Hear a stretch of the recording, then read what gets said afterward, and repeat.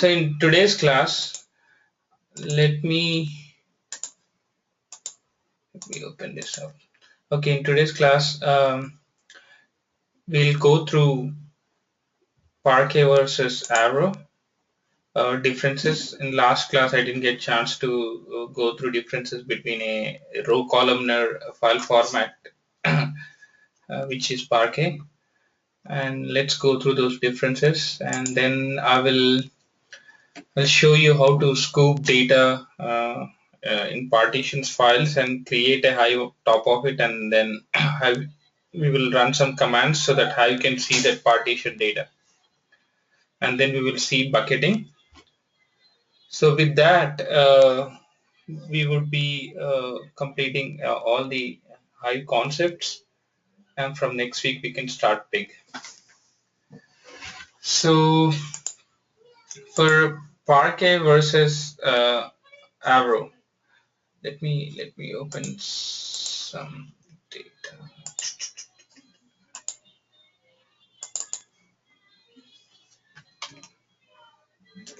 Okay, so what is the difference between a row layout and column layout file format? So row layout is a Arrow data, and columnar layout is Parquet data. So what is the difference, and why do we need a columnar database, and for why is it faster? So normally we need to have an efficient file format to store and transfer data for large data, right? So the conventional row layout that you see here in the type, the row-based file format, are typically used in traditional RDBMS databases, and which is not well suited for data analytics. So and the row-based file format stores data for the row together, and subsequent rows are stored sequentially. Like over here you see that, let's take a logical table here like A, B, C, and column A has values A1 to A5, B has on B1 to B5, and C has C1 to C5. So the data in row based file format is stored such a way that it stores data for a row together, and subsequent rows are stored sequentially. That means all row A1, B1, C1 are stored together, and it's sequentially. Sequentially means next starts A2, B2, C2, and next starts A3, B3, C3, and another A4, B4, C4, and then A5, B5, and C5. So that's how this row-based file format is stored. So for data analytics, so it's important that we pull the data on time instead of complete rows. So we normally pull the only certain columns instead of all the columns. So thus a columnar representation of data where columns could be stored together would prevent a lot of disk seeks. So that means, so it's instead of saving this file, pulling and reading the whole data, it will be beneficial if we read only the data that's needed. Let's say if you are trying to do a sum of A in here in this column, sum of column A in this column. So what row layout will do is it will first pull this complete records, and from there it applies the condition so that it pulls A1, A2, A3, A4, and A5, and then do the sum, and then gives the results. But in columnar layout, it doesn't do all that. It only does the very minimal disk seeks. That means it only pulls this A value A1 to A5, then does the sum of value and gives the output. So the retrieval time is faster, and he doesn't have to pull everything into the memory and then read it. So that's one advantage of columnar layout. And in columnar layout, in most of the data analytics scenario, often it is only we only read few columns which are required to be fetched. We won't read the complete record. It's mostly only few columns that we do most of the transformations on. So let's take more examples. So in row-based storage, what happens is loading happens in two ways. So first it loads complete rows. This over here, whatever you see, it rows. this load complete rows into memory from the disk, and then apply functions by filtering certain columns. So here when we do sum of A1, it filters out B1 and C1, and then apply the sum function on A column. So it will add A1, A2, B, A3, A4 and A5. So since this disk seeking for complete row is expensive, it's undesirable for analytical functions. So the reason it happens is, the reason here you see is the data is stored in continuous format on the disk. So the disk I/O and memory utilization is a lot for this kind of row layout. But if we store columns together instead of rows, like here where you see A1, A2, A3, A4, they are stored together. All the columns for that A are stored together, and B is also stored together. So it's stored in a chunk, which is called column chunk. So by storing these columns together, we can save the space, or that means all the storage that it does, because since everything is, all the data types are stored together, because A1 to A5 is one data type, B1 to B5 is one data type, C1 to C1, C5 is another data type. So since they all are stored together, it's easier to apply any encoding schemas, due to which the compression techniques could be much beneficial than the Avro data formats, which is row layout data format. When I say compression techniques, let's say this file, when we store in HDFS, if this file is 10 GB, when you store the same data in columnar format, it will be 3 GB. So that's the difference between a compression in row layout and a compression in column layout. That's a huge difference. So, and also input I/O performance is also very good in columnar layout, which is Parquet file format. So let's see the structure of Parquet file format. I'll show you how internally it looks and what different components it has. So in let me see, Hive or C Parquet. Okay, so this, I'll take an example in here. So let me see, RC. So here you see that, right? Same example, I'm taking an example in here. ID, name, state. Let's assume that these three columns are in the table. So when we store the data in Parquet file format, these are called row groups. ID with 10,000 records are column chunks.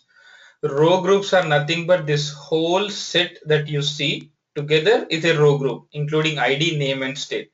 So in row groups are nothing but which has a column chunks divided in certain number of records. So this row group has 10,000 records. This column chunk has a 10,000 records. This column chunk has a 10,000 records. This column chunk has a 10,000 records. All these three column chunks are inside a row group. So whenever there is a Parquet file format, it actually, when you say, let's say you have a file format, you're loading with 100 million records. So you can see how many row groups it's created. So when you see that row groups it's created, that means it has divided the data into subsets of data. But very important thing here to understand is, each row group will have all the columns, but each column will have its own column group. I'll show you another picture, like here. This is what it says. A row group is nothing but a group of rows in columnar format. So let's say a column A, like what I was showing earlier, the example here, ID, name and state. So row group is nothing but a group of rows in columnar format, and that group of rows will have column chunks. Column chunks is nothing but a chunk of a columns for particular a data for one column in a row group. Let's say this column A is ID, like whatever see. This whole chunks become a column chunk. And inside column chunk, there are multiple things which is called pages. Pages are nothing but a header and footer which will decide what data type it is and more details into it. But the thing that we have to understand for a Parquet file format is it has a row group, and inside row group we have different column chunks, and each column chunk is nothing but the data for one column in a row group. So let's say if you have a query where we want to do a select sum of column A, what it does is the Parquet, it pulls only this column chunk into memory, and then it will retrieve the data sets very fast. That's why running a query against Parquet is faster than running a query against Avro. If it was Avro, what it has to do, it has to pull column A, column B, column C, everything, and then record sequentially, and then apply condition and do sum of values, which will take longer time and which will also take lots of memory, due to which we'll get out of memory exceptions. But Parquet, it will only select the columns that is required and that is used in a transformation. So this is the difference between a Parquet and Avro file format. So there are certain use cases where you use Parquet and Parquet and Avro file format. Avro is used if you have a if data types are changing frequently, if you're adding more columns every time, then Avro is needed, because Avro, you can maintain one schema at one location and the data can be anywhere else. So let's say in today's partition you only have 10 columns, tomorrow you're getting a data with same, but if you added 5 more new columns, so it doesn't break the schema. That's called schema evolution. So from previous partition, if you have 10 columns, and next partition if you have 15 columns, you can still query the data, and the Avro will not break the schema evolution. It will just recognize and it will put the null values, whatever default you put it in schema, it will pull that data and it will show you the results.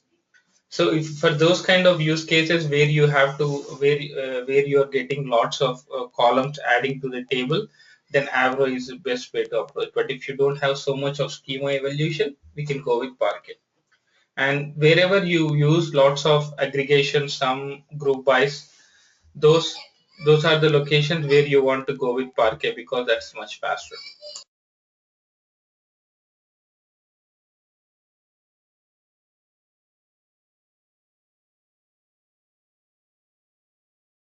Okay, hold on 1 second, guys. Okay, so let's go ahead and see our previous class, what we have done using partitions. So what is that?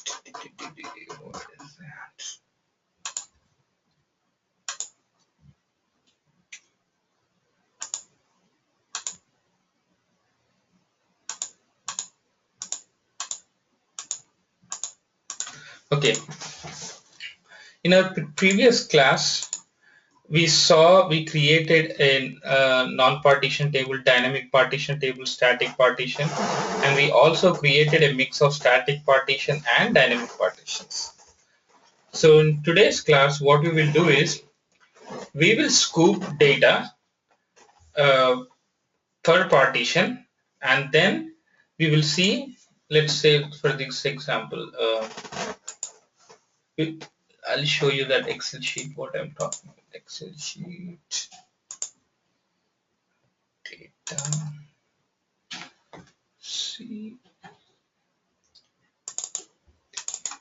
Okay, so what we will do is we will scoop data for 4 or 5 different departments like this. Let's say if you scoop the data, and we will move it into some HDFS location. So this use case is nothing but if we have a incremental changes every day, we can use the same Hive table, but we can create multiple partitions under that Hive location. And once we scoop the data into Hive locations, we'll run commands which will reflect the latest partitions. So let me create that Avro table first. I think I already created it, so let me check it. So it's Avro one. So Avro table. Let's log in into Hive.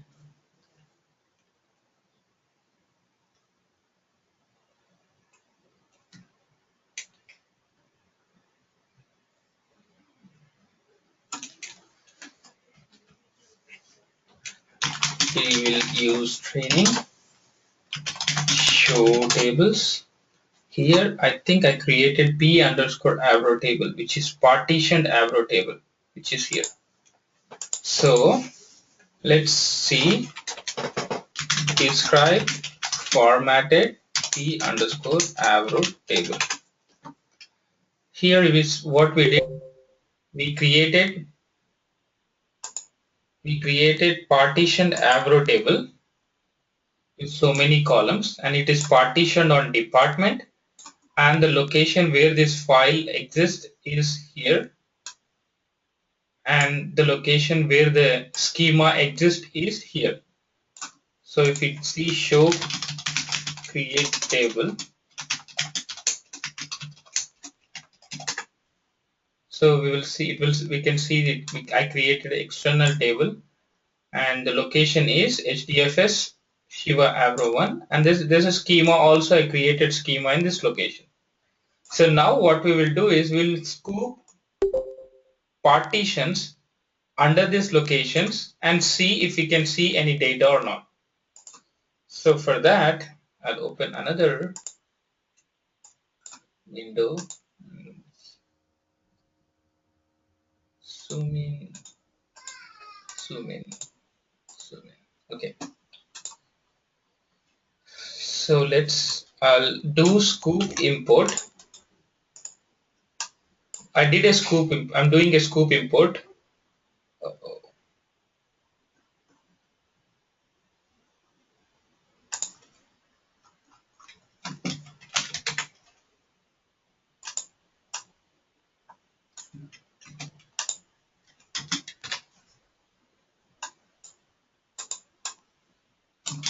Okay.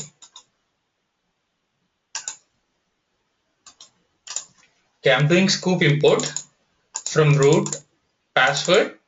Now I'm just pulling the partition from scoop where department is accounting, right? And I'm target directory I'm putting into the same Avro one, but I'm creating a new folder in here. So if you see in here, if you see in Avro create location, we created user Shiva Avro 1.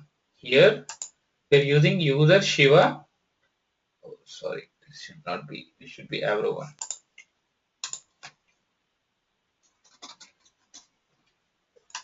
Need to rerun this.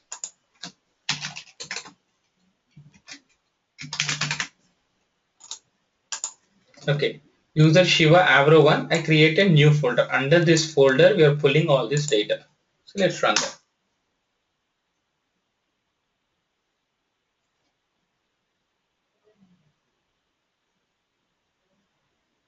Department, accounting.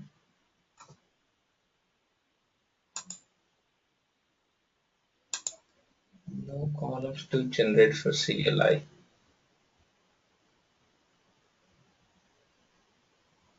Okay, sorry, I did it wrong. I should specify this double quotes.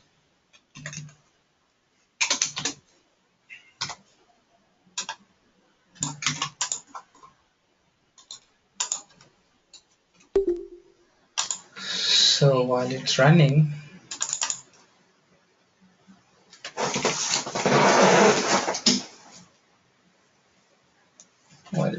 let's see.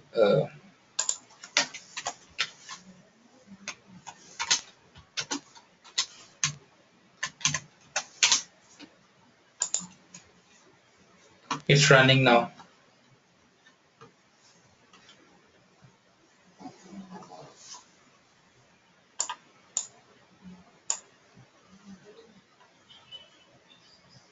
See, you see here, I have given this backsplash, right? The reason I created is whenever you're going into the next line, you have to specify this so that scoop import knows that it's the continuation and you can use this in the next step. Without this, the scoop will throw an error, and it will, without that, the scoop will actually execute that. If you don't want to execute, and if you want to know scoop that, okay, there's a continuing commands after that, you have to specify it until the last parameter. Say last parameter, I did not specify it.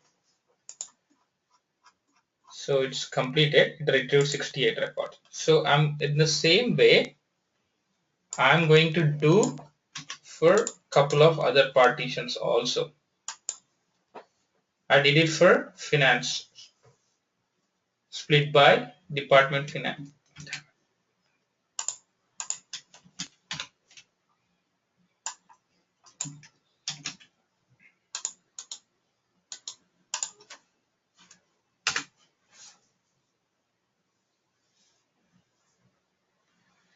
And then we will do another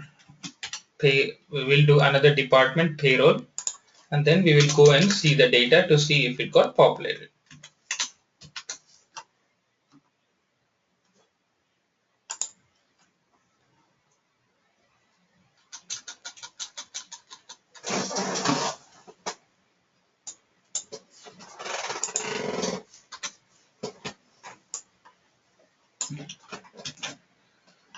So once this completed,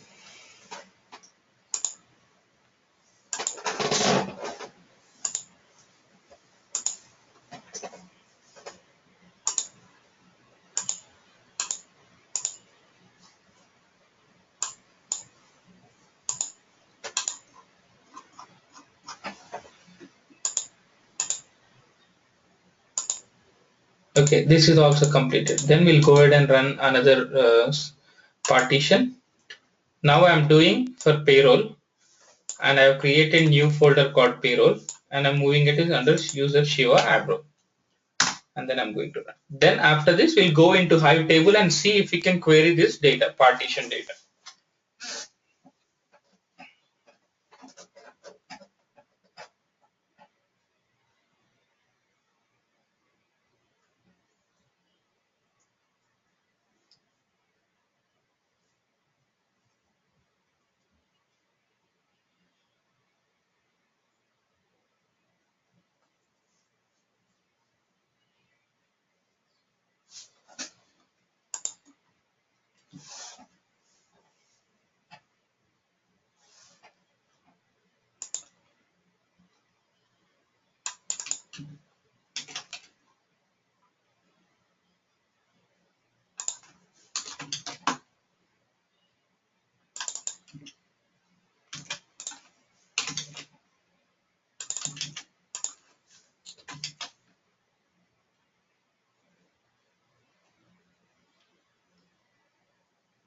Okay, it is retrieved 81 records. So let's log in into Hive.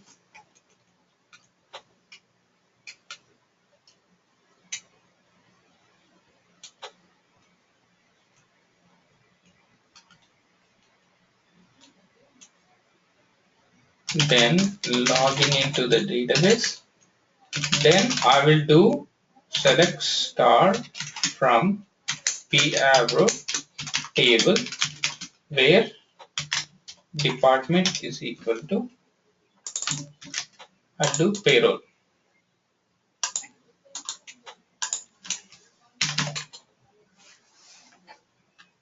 It says it did not retrieve any records.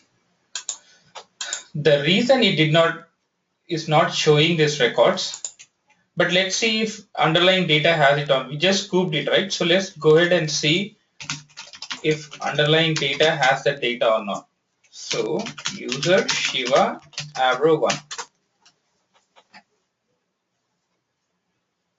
So we scoop four departments, and we see payroll, but when you query payroll, it's not giving the output. The reason for is we scoop the data under this location, but this data is whatever we have this value is not reflected in Hive metadata.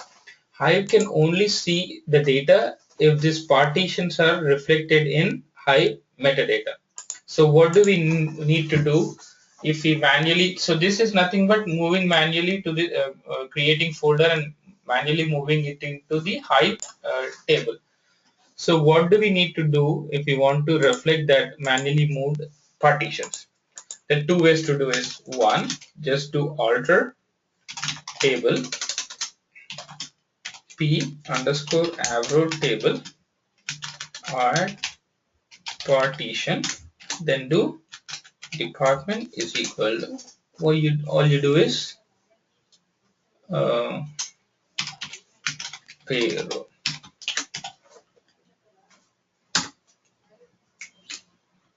Is payroll.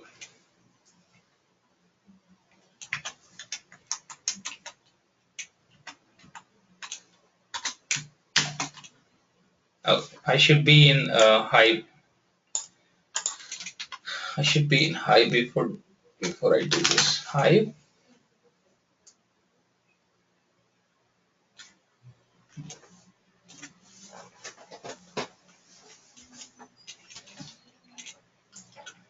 Then use training and then paste it.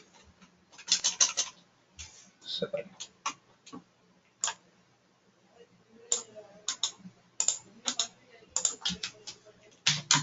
Payroll. Right, then okay, it says okay. Then let's do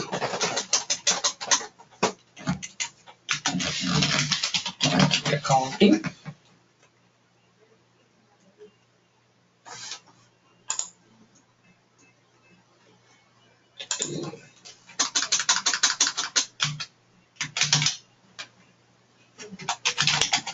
So we are going to add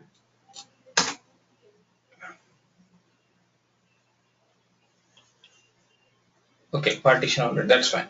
So let's run this query for payroll now. So let's do select star from the avro table where department is equal to payroll, and I'll just retrieve 10 records. So now, okay, you might be wondering why I got this error when I tried to do advertising, right? Because I already added this partition earlier. See here, it says partition already exists. So that's why I got an error. But now I did select star from avro table department payroll. I'm able to get the data. That means it's reflecting in the metadata right now, and I was able to see the data, and I was able to query the data. So how would you know that what partitions are reflecting in the metadata? So the easiest way is to find is show partitions p avro table. It's showing that department advertising, department payroll. It's only showing two partitions because these are the only partition that I have added to the table. But we actually have 4, out of which 2 are reflecting in partition, but 2 are not visible. So what should we do? We can do alter table for each one, but it becomes cumbersome because let's say if you have like 1000 partitions, you have to do alter table for each one. The other way to do add partitions to the Hive is the easiest way is to there's another command which we can repair everything, which we can add everything in one command, which is called msck repair table p avro table. This command will fix all the partitions underlying that which is not in sync with Hive. So we don't have to alter table each time for every partition. If you do msck repair table and table name, it will add it. So now it's saying that added partition accounting and added partition for finances.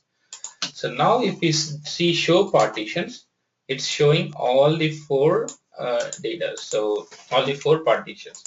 Now we can do select star for payroll. We can also do select star for finances and everything.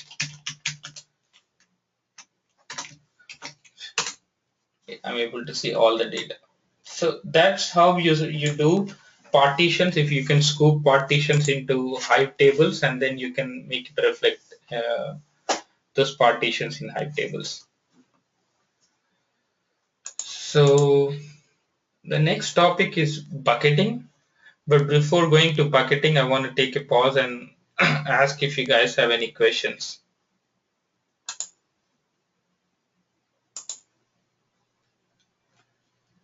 Okay, so let's go to the bucketing concept.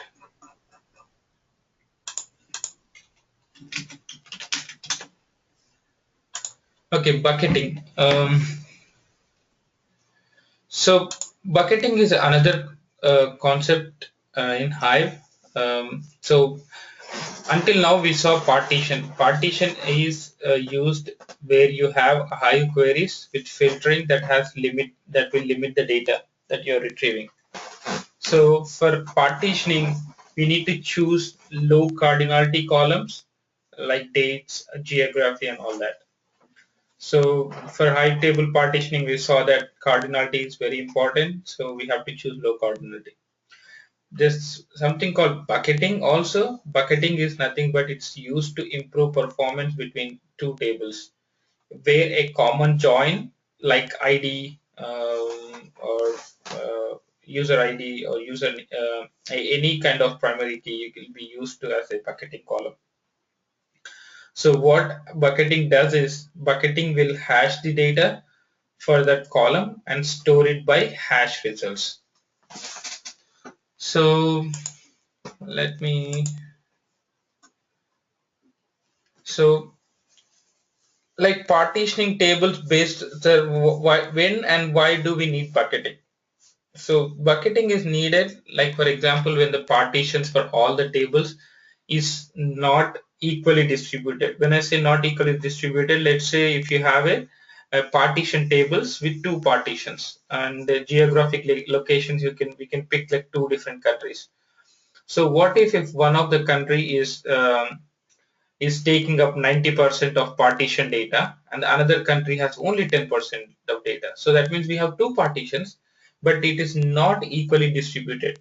So that means when we run the query against partitions, it's not taking advantage of partitions. Partitions can only take advantage when the data is almost equally distributed across all partitions. And in that kind of scenarios, to overcome those kind of problems, we can use bucketing concept. So bucketing concept is nothing but it's a hash function. It does what it does is, let's say if you're doing a bucketing column on a customer ID or order ID. So if we use 32, that let's say 32, 64 or 128 the bucket sizes, and if we use 32 buckets, what it does is it does a hash function on that bucketing column, which is nothing but an order ID or a customer ID, and then it does mod by total number of buckets. So let's say if your customer ID is 1, then 1 mod by total number of buckets, it's 32. So depending on that value of that hash function, it will move the data into those buckets. So another thing is partition is physically you can see the folder structure, but bucketing physically you cannot see anything. It's all done behind the scenes on the table. So internally it divides the data into buckets and assign a set of assign the data sets to each bucket. That assigning data set to each bucket is depending on the hashed function, or nothing but a hashing function on the bucketing columns. So records with same bucketed column will always be stored in same bucket. So, and also for bucketing, I'll show you the create table statement, but we use something called clustered by clause to divide the table into buckets. And what else is we have bucket? So and bucket tables will almost all the time it equally distributed data file parts.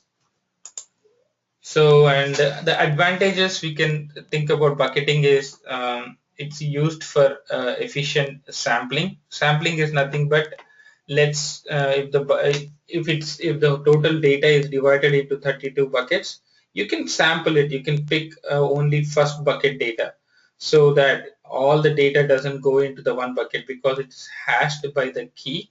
So it does the efficient sampling. So you can pick like 32 bucket, 31 bucket, or 30 bucket. This is used for testing data. And also bucketing is advantageous when we are trying to join between two tables. So let's say there is no bucketing. You're just trying to join between two tables which have a partition, and you're trying to join it. So it has to scan the whole table before joining for each row ID. So that will take performance.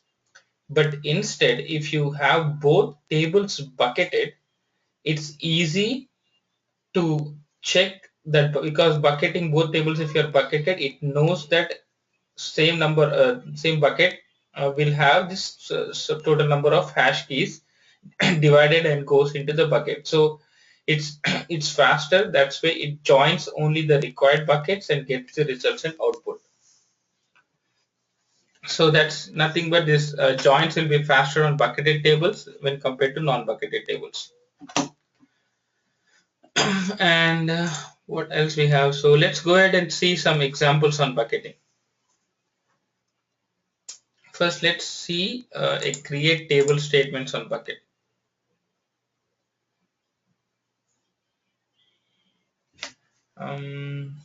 Let's see if I have any data.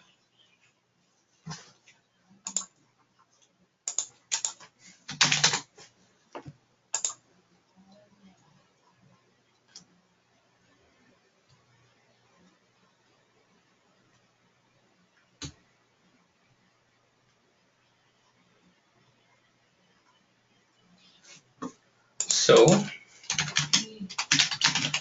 let me see.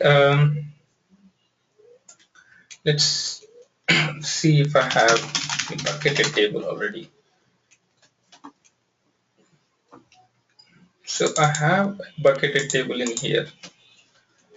So create table.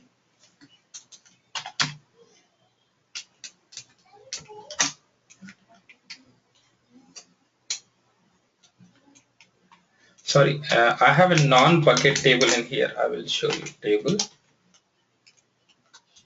1. So this table is just a Parquet table, which did not have any. It just have all these columns in it. So let's go and see how much row count we have in this table.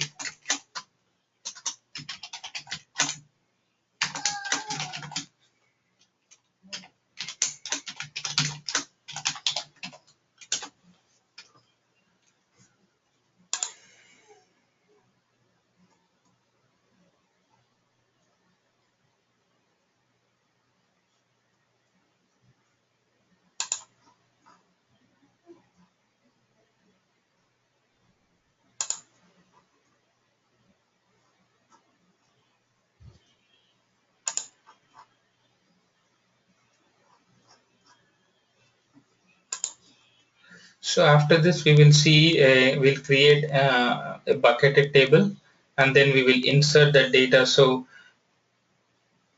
this is non-bucketed table, right? So which has 1000 records in it. So let's go ahead and create a bucketing table. So we'll do is create table. So it's similar to external table that we created. LP RK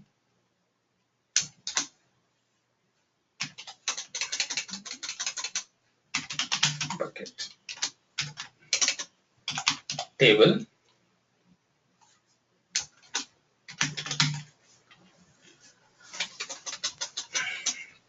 Bucketed Parquet table, and then I will use all the columns that I need, and now what I do is let's say I want to bucket it on ID, because that's normally you bucket it on a column which normally you does. The difference between a partition and bucket is you does a partition on the filter conditions, like where conditions, where date is something, where geography is something. For bucketing, you normally do it is on like IDs, where you not join between two tables. So join would be like on primary keys like ID, order ID, customer ID. So here for us we have ID. So for us to have buckets, we should say clustered by ID, and how many buckets you want that, 32 buckets. So you see a difference in here in buckets. When you specify, we are using the same column that you have in here in buckets, but when it comes to partitions, partitions should not be included in the columns when you specify in here. Instead you will say partition by something ID, which is int. But in buckets, the same column which are using in this, because this is not, it's not creating a physical location, which is different. It's just a virtual which is hashing internally and putting into the buckets. So and clustered by ID into 32 buckets, and then I will say same row bucketed PD.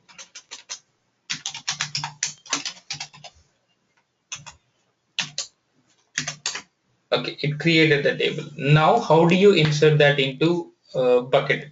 So I want to insert this 1000 records which you see here from non-partition table into a bucket table. It's just a simple bucketing table, a simple insert into this bucket table. You have to select everything from non-bucket table, and then that's we can just do that insert statement. Before that, we have to make sure we are using this set. We don't need that. So let's do this. Insert into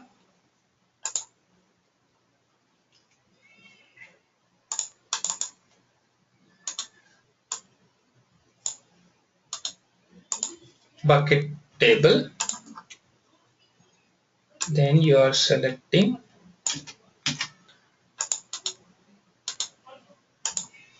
everything from non-bucket table.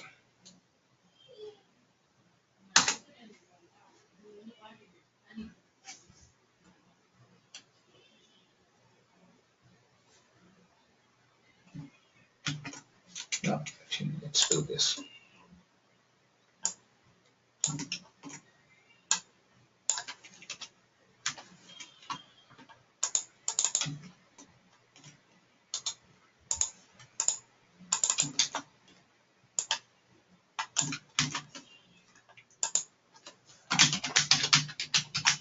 Insert overwriting to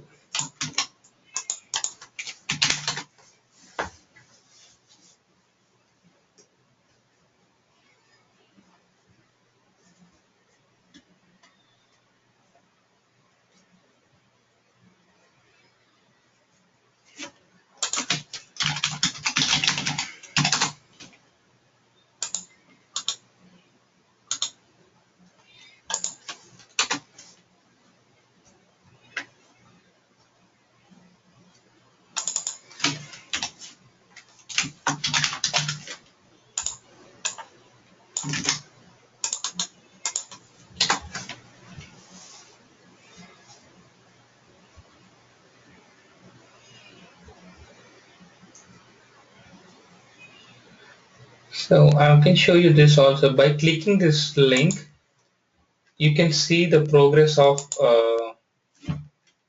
your job, or you can just copy paste this link in this here.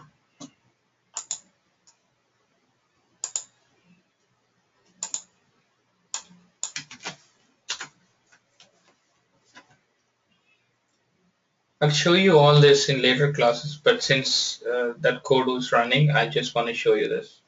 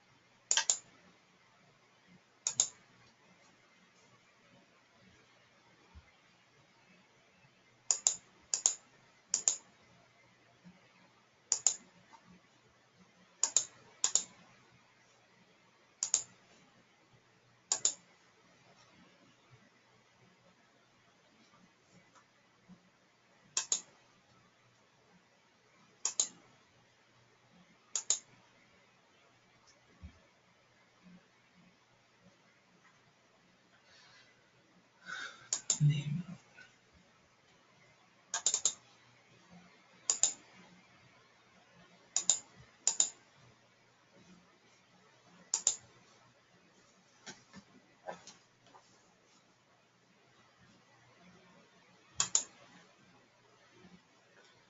System is really slow. It's taking so much time just to open this name node.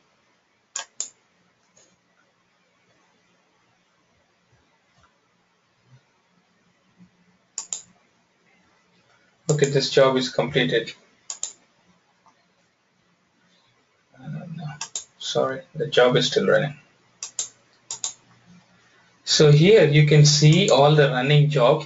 So I just kicked off this insert override table bucket np. So you can see this job is running in here, and you can actually see the status that's running. And here, if you go deeper into the job status, you can actually see the total number of mappers and reducers it got kicked off. So here you can see application master, reduces maps completed. You can open reduces total 13, mappers total 1. So you can see map total number of maps 1, reduces 32. This is each reducer for each bucket. So if you click that, it will show you the status of everything in here and how much time it's taking. So, and we can also go into the task log for each reducers to debug more or to see more. So that's how you see the job status.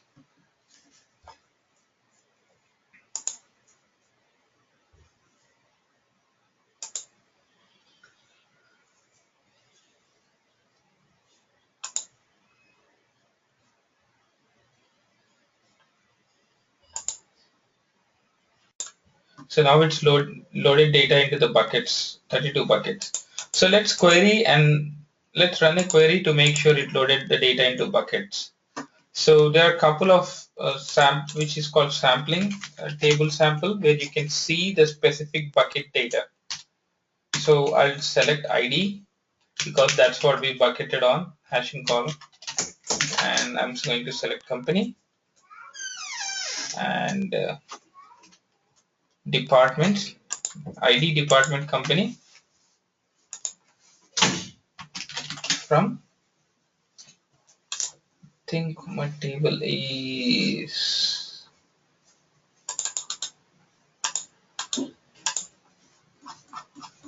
okay, this one, and then we have to use this table sample bucket. I'm selecting bucket 32 out of, so we had total buckets of 32, and we had it on the bucketing ID. So now it pulled all the records from bucket 32. So that's why you see the data sampling is different. It's not pulling it from one row ID because each bucket will have they will go to that bucket depending on the hash key. So all these IDs went into the bucket 32.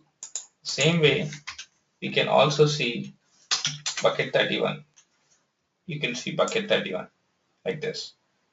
So this is one way to pull the sampling set. This is used for testing scenario if you're just running the query on 10 records, limit 10, you might not cover all the row IDs scenarios because row 1 to 10 has different scenario like advertising or anything else. You might not cover all the scenarios. That's why sampling is best used for testing scenarios. There is other way of sampling also. You can just say table sample. You can just say that I want to pull only 1% of 1% of data. It will give you only 1%. But you see that it's pulling all the different rows. The same. Let's do the same thing, but instead of bucketing, just do limit 20. not here, sorry. I'm going to see the non-bucket table, which is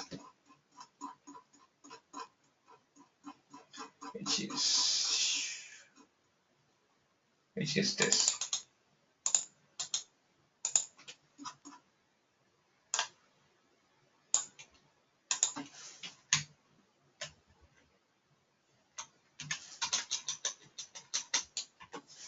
See, you get this rows like from 1 to 20.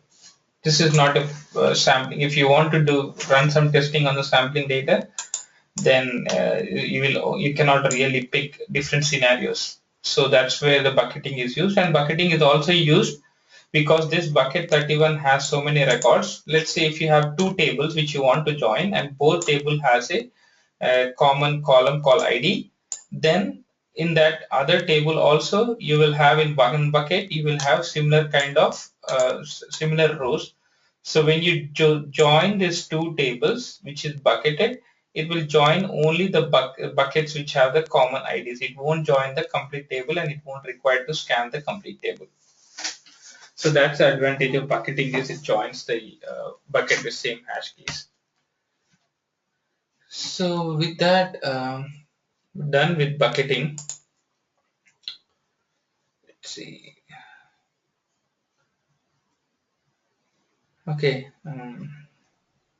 Hey Shiva, I have a question. So, do we have any max number for bucketing? Is it the 32 is the last max? No, we can increase the any number of buckets like 32, 64, 128, 512. There's no max number, but we have to see how many buckets you will be really using. If the table size is not big, you might not require. So it's always try it out with smaller bucket size, and then slowly increase to the next bucket size. And that's how you normally figure out which buckets is used, how many buckets are used. So start off with the average number like 64, and then keep on increasing, and then you see if you see the join is performing well, then you can stick to that value. So, I mean,